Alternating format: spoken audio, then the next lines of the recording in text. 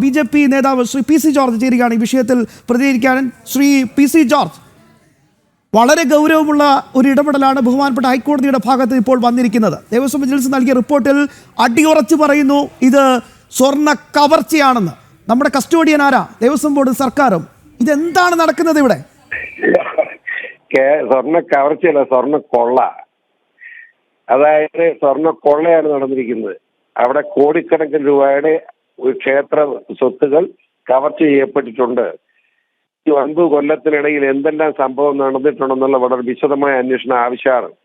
ബഹുമാനപ്പെട്ട ഹൈക്കോടതി നേതൃത്വത്തിലാണെങ്കിൽ പോലും ഇവിടുത്തെ പോലീസ് പിണറായിയുടെ കീഴിലുള്ള പോലീസാണ് അന്വേഷിക്കുന്നെങ്കിൽ എനിക്ക് വിശ്വാസമില്ല.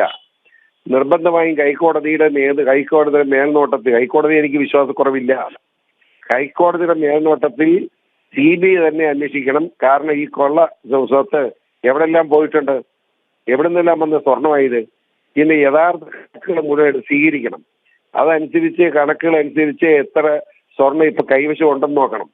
സ്വർണ്ണപ്പാളികളും മറ്റും ചെമ്പ് പാളിയായി, സ്വർണം പൂശി പാളികളായി മാറിയിട്ടുണ്ടെന്ന് പറഞ്ഞാൽ എത്ര കോടിയാണ് കട്ടിരിക്കുന്നത്. ഇത് വളരെ വിശദമായ ഒരു അന്വേഷണം ആവശ്യമാണ്. വളരെ വിശദമായെന്ന് പറഞ്ഞാൽ ഒരു വിട്ടുവീഴ്ചയില്ലാതെ അന്വേഷണം ആവശ്യമാണ്. ഈ കാര്യത്തിൽ ഒരു ഉദാഹരണം പറയാം. ഗുരുവായൂര് നമ്മുടെ തിരുവിതാംകൂർ ദേവസ്വം ബോർഡിന്റെ വന്നപ്പോൾ എന്തെല്ലാം ഉണ്ടായി. അവിടെ ഉണ്ടായത് പിന്നെ അവസാനം എന്താ, അവിടുത്തെ സാധനം പെട്ടി തുറക്കണ്ടെന്ന് തീരുമാനിക്കുന്നത് വരെ ചെയ്തിട്ടില്ലേ? പെട്ടി തുറന്നോന്ന് ആർക്കറിയാം? ഇതൊന്നും ആരും കാണുന്നില്ലല്ലോ. ഇതെല്ലാം രഹസ്യ ഇടപാടുകളല്ലേ.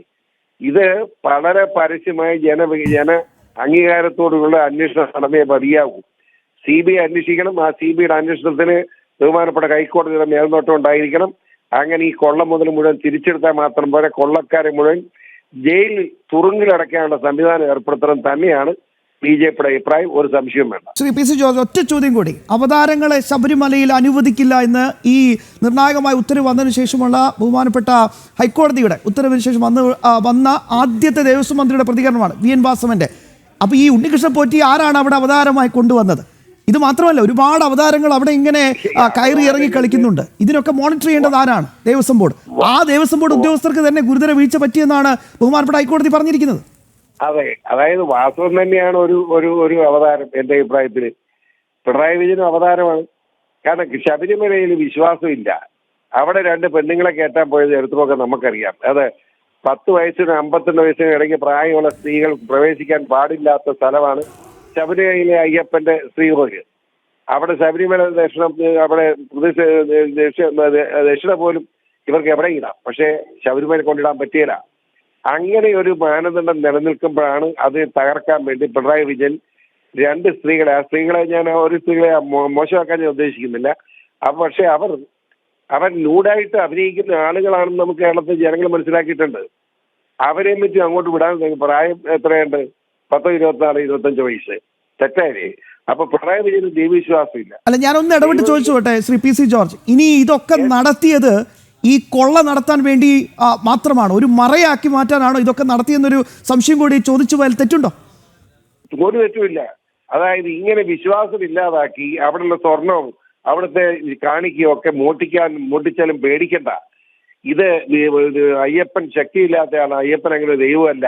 അയ്യപ്പന് യാതൊരു ശക്തിയില്ല, അയ്യപ്പന് വിശ്വാസമില്ല എന്ന് വരുത്തി തീർത്ത് അയ്യപ്പന്റെ സ്വത്ത് മുഴുവൻ ജനങ്ങൾ കൊണ്ടിരുന്നു. ഇവിടെ 30 വിദേശ രാജ്യങ്ങളിൽ നിന്ന് പോലും വിശ്വാസികൾ ഇവിടെ നേർച്ചക്കാഴ്ചകളായിട്ട് വരുന്നുണ്ട്. മനസ്സിലാക്കണം.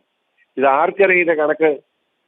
ഞാൻ പറയുന്നത് എനിക്ക് ഒറ്റ കാര്യം പറയാനുള്ളത് എന്താ വെച്ചാൽ, ഈ ക്ഷേത്ര ഭരണം ക്ഷേത്ര വിശ്വാസികൾ ഏൽപ്പിക്കുന്ന സാഹചര്യം ഉണ്ടാകാതെ ഇതിനൊന്നും പരിഹാരം ഉണ്ടാകില്ല.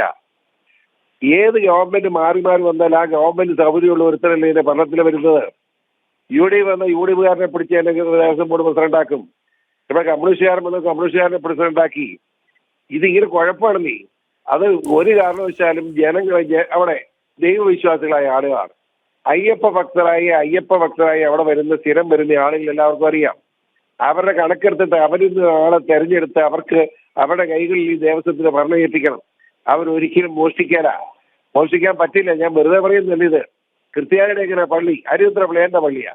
ആ പള്ളിയുടെ നേർച്ച ഒരു വെള്ളിയാഴ്ചയും മറ്റും 5-6 ലക്ഷം രൂപ വരുന്നത്.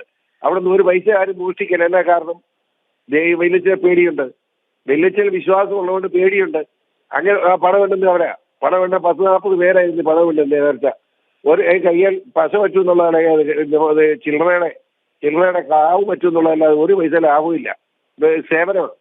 അങ്ങനെ വിശ്വാസികൾക്ക് തന്നെ ഈ ശബരിമല ക്ഷേത്രം ഏൽപ്പിച്ചു കൊടുക്കുന്ന, ശബരിമല മാത്രമല്ല നമ്മുടെ കേരളത്തിലെ മുഴുവൻ ക്ഷേത്രങ്ങളും വിശ്വാസികൾക്ക് ഏൽപ്പിച്ചു കൊടുക്കണം എന്ന് പറയുന്ന അഭിപ്രായം.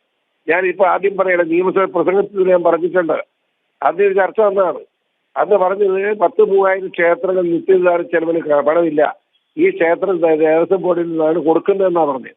എന്താ ഇവരുടെ ഔദാര്യം? അങ്ങനെ നിത്യനിദാന ചെലവിന് കാശില്ലാത്ത ക്ഷേത്രങ്ങളുണ്ടെങ്കിൽ അവിടെ വരുമാനം ഇത്രയും നോക്കിയിട്ട് നഷ്ടം എന്തെങ്കിലും കൊടുക്കണമെങ്കിൽ ശബരിമല വിശ്വാസികളെ ഏൽപ്പിച്ചാൽ പോലെ അവർ ചെയ്തോളൂല്ലോ. ദൈവവിശ്വാസികളായ ശബരിമല വിശ്വാസികളായ അയ്യപ്പ ഭക്തന്മാരായ ആളുകളെ സംബന്ധിച്ചിടത്തോളം അവർ മോഷ്ടിക്കാതെ 2 രൂപ കൊണ്ട് കൊടുക്കുമല്ലോ. അതല്ല അതിന് മര്യാദ.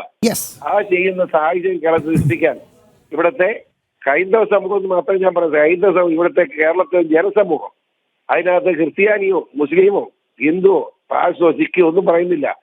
ഇവിടുത്തെ ജനസമൂഹം തീരുമാനമെടുത്ത് നടപ്പാക്കണം എന്നാണ് എന്റെ അഭിപ്രായം. വളരെയധികം നന്ദി ശ്രീ പി സി ജോൺ ഈ നിമിഷം ഞങ്ങളോട് പ്രതികരിച്ചതിന്.